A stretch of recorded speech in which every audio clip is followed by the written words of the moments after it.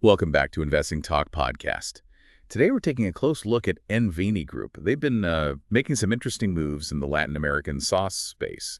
You shared some research, some articles, and we're here to sort of unpack what it all means for you. Right. We've got info on their recent financials, a planned acquisition that's getting attention, stock market activity, and just generally what their business is about. Mm-hmm. The goal here is really to pull out the key insights, help you understand what's driving Nvni, and maybe flag some potential opportunities and, well, risks too. Okay, let's jump right in then. That big stock price jump for Nvni recently that really caught my eye.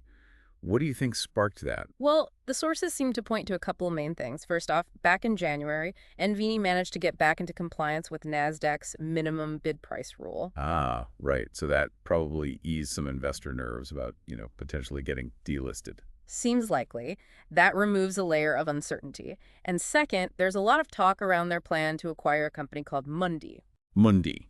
That's the one positioned as key for their Latin America expansion, correct? That's how it's being framed. It's seen as a pretty central piece of their growth strategy in the region. It's just, the scale of the jump was pretty wild. About 111% over just 2 days, end of April, beginning of May, even hitting a huge intraday peak.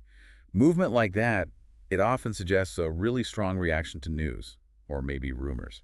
It definitely does. That kind of volatility isn't unusual when news like potential acquisitions hits, especially for smaller companies.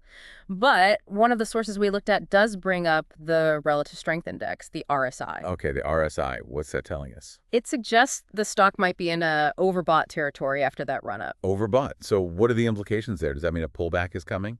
It's a signal for caution, mostly. It suggests the rapid price increase might not be sustainable, at least in the short term.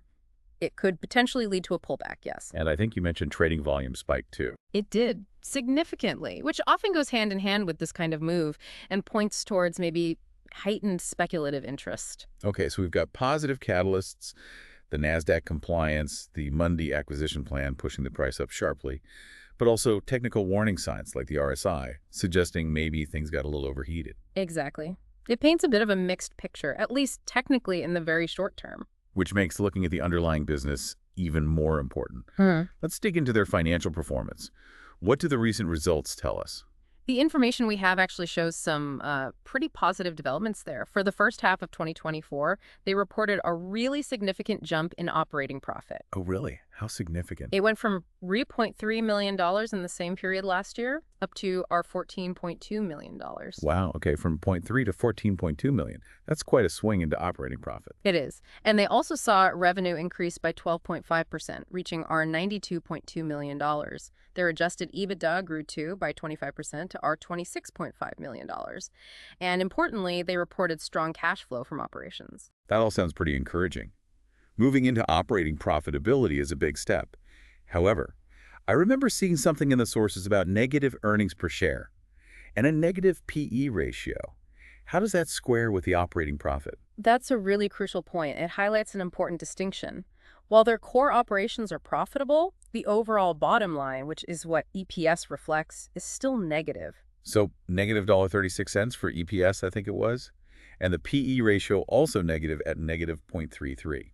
Correct. That negative EPS means overall, the company is still reporting a net loss per share. And a negative PE just underscores that lack of overall net profit. It makes that ratio less meaningful. Okay, so maybe think of it like the main business engine is making money now, but maybe other costs or factors are still pulling the final net income figure down. That's a pretty good way to think about it, yes. While operations are improving and generating cash, they haven't quite translated that into overall net profit for the shareholders yet. Definitely something to keep watching. Makes sense. Let's shift gears a bit to their strategy and the industry. What's their core business model? Holding company, right? Yes, Nvni is set up as a holding company, operating mainly through its subsidiary, Nvni SA. Their main game plan is acquiring and then integrating B2B SaaS companies, focusing on Brazil and Latin America. And they're looking for specific types, like CRM, ERP? Exactly. Multi-vertical SaaS solutions, CRM, ERP, but also industry-specific cloud tools. They position themselves as consolidators in what they see as a fragmented market down there. Okay, a consolidator strategy. And what about the broader SaaS sector trends? Anything impacting companies like Nvni? The sources mentioned a few things. One is the increasing focus on using AI to drive efficiency within SaaS products. That's becoming more important. Right, AI integration seems key everywhere now. It does. Another trend mentioned is, well, consolidation itself through acquisitions, which is obviously Nvni's whole strategy. And there was also a note that competitors in this space might be feeling similar pressures to show profitability, because operational costs can be quite high. So given this acquisition-focused approach, what are the potential upsides and maybe the downsides for Nvni? Well, on the opportunity side, if they successfully pull off the Mundi acquisition, that could really expand their market share significantly in Latin America. That's the big potential win. And the improved cash flow helps there. Absolutely. That reported our $16.3 million in cash flow from operations could give them the funds to reinvest, maybe develop those AI features we talked about for the companies they buy. Okay, but what about the risks? You mentioned the negative EPS already. Right. That persistent negative EPS and the negative PE are still concerns. Also, their market cap is relatively low, around $15 million, I think. Yeah, that sounds about right. That could potentially limit their access to more capital down the road if they need it for more big acquisitions or investment. And there was something about Nasdaq compliance again. I thought they'd resolved that. They resolved the minimum bid price issue back in January, but one source mentioned they received another non-compliance notice, this one on April 17th, 2025, related to market value listing standards. So that raises some regulatory flags again. Oh, okay, so compliance is still potentially an ongoing issue to watch. It seems so. And then just generally, any strategy built heavily on acquisitions always carries integration risk. Making different companies work well together isn't easy. Good point.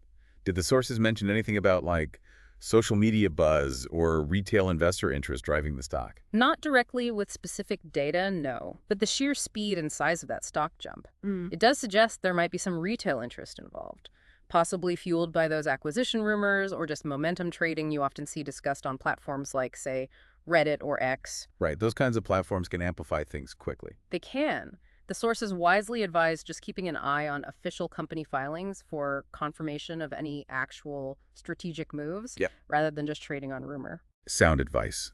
Okay, let's try and pull this all together. Looking at the bigger picture, what's the overall assessment of Nvni based on what we've discussed? Based on these sources, Nvni comes across as a company with definite potential, but also carrying significant risks. They've shown real improvement in key operational metrics, like that jump in operating profit, and they have a clear growth strategy focused on acquisitions in a potentially high-growth market. But the caveats are important. They're very important. The lack of overall profitability, the negative EPS, that's still a major factor. And the history, including the recent notice regarding Nasdaq compliance, is a red flag. Plus the integration risks inherent in their buy and build strategy. Exactly. And honestly, more complete financial disclosures would be helpful for anyone wanting to do a really thorough analysis. Okay, so to wrap up our look at Nvni Group today, we've seen a company with improving operations, definitely showing better operating profits. They've got this ambitious acquisition strategy aimed at the Latin American SaaS market, highlighted by the planned Mundi deal. And the stock price certainly reacted strongly to that news and resolving one of the Nasdaq issues earlier in the year. But, and it's a significant but, you absolutely have to keep in mind the challenges. They're not making an overall profit yet. There are real risks tied to that acquisition-led growth, the integration challenge we mentioned, plus the volatility you often get with smaller emerging market stocks, and importantly, that recent Nasdaq non-compliance notice regarding market value. Yeah, the sources we looked through really hammered home the need to watch their official financial disclosures closely, the full financial statements, upcoming earnings reports. That's where you'll get a clearer picture of how they're really performing and if these acquisitions are actually working out. This look at Nvni really gives you a snapshot, doesn't it? A company trying to grow in a very dynamic market. We hope this breakdown has given you a better handle on the key things to think about. As always, please remember, do your own thorough research before making any investment decisions. And we definitely encourage you to look into the original sources yourselves. Check out Nvni's investor relations page. Look for Nasdaq filings. That's where you'll find the most current information. So what stands out most to you about Nvni right now? Or what other questions does this bring up? Let us know your thoughts in the comments below. And hey, if you found this discussion helpful, please give us a like, subscribe, maybe leave a comment.